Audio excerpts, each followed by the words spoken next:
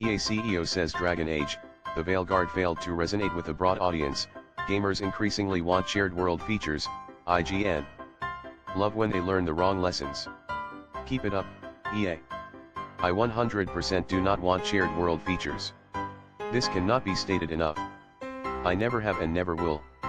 Games can have them and then games cannot have them. There is room for both as players like different things. A live service game was doomed to fail even without its massive faults. That's like looking at BG3 and saying that it succeeded because it had multiplayer, and no other reason. Netflix execs tell screenwriters to have characters announce what they're doing so that viewers who have a program on in the background can follow along. That's like a headline from The Onion. Asterisk, your lyrics lack subtlety. You can't just have your characters announce how they feel. That makes me feel angry, asterisk. Great. We can have TV written like 1960s comic books. Yes, that classic screenwriting tip, tell don't show.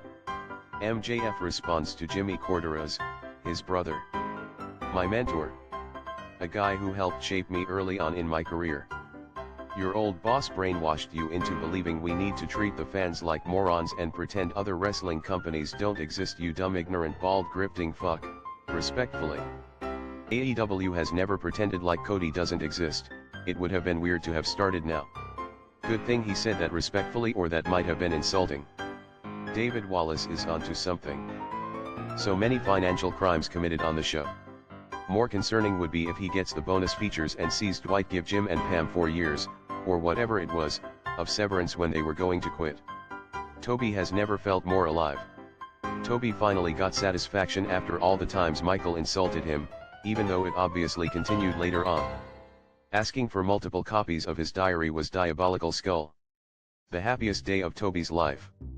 This and hey a $dollar hole are my favorite Toby moments, rolling on the floor laughing face with tears of joy. No way, really. Pal Patton Muscle Man screaming LOL. This was actually funny, good one. With that track record, Mace Windu definitely survived. Should have featured the second Death Star exploding. In the Hungarian version of Deadpool and Wolverine, 2024, Reynolds is voiced by the guy that dubbed Chris Hemsworth in Furiosa, so when entering the void Deadpool says, "This is full on Mad Maximum, but in that case I should be voicing Thor." I love translation facts like these.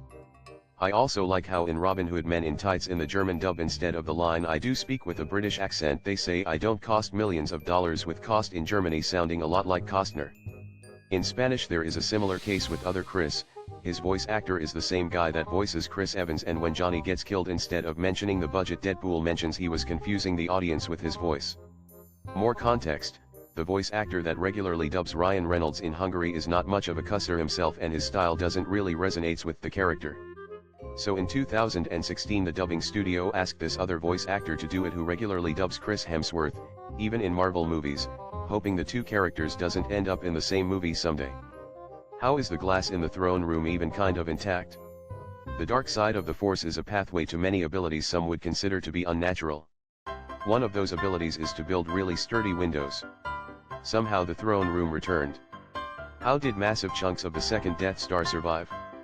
It ain't that kind of movie, kid. My girlfriend and I went as Princess Leia and C-3PO for a Halloween party. Can't believe you just post yourself going gold face. You look like Tobias Funk portraying Goldust. Okay, please don't take this as an insult, because I love your costume, but you look like a lemon if it became a crime lord. Straight to the comments. I'm sorry, but this looks like a behind the scenes of a low budget porn parody of Star Wars. C-3PO and Princess Leia. House of the Dragon star Matt Smith bemoans policing of stories through trigger warnings. I worry everything's being dialed and dumbed down. I like how Dropout handles trigger warnings. There's typically a disclaimer at the start of episodes that the topic/content warnings can be found within the description page of the show, so people who don't have triggers/worry they would spoil the show never see them, while still giving others the opportunity to check before watching. Just throw a button on screen with view trigger warnings for the people who need them. It's not like it's legally required. And spoiled before the episode or movie even starts. Official poster for The Acolyte. In The Acolyte, an investigation into a shocking crime spree pits a respected Jedi Master, Lee Young-jae, against a dangerous warrior from his past, Amandla Stenberg.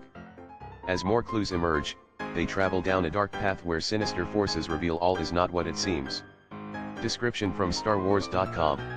Okay, using a blood smear for the red lightsaber actually goes crazy, OMG. This poster is raw as fuck.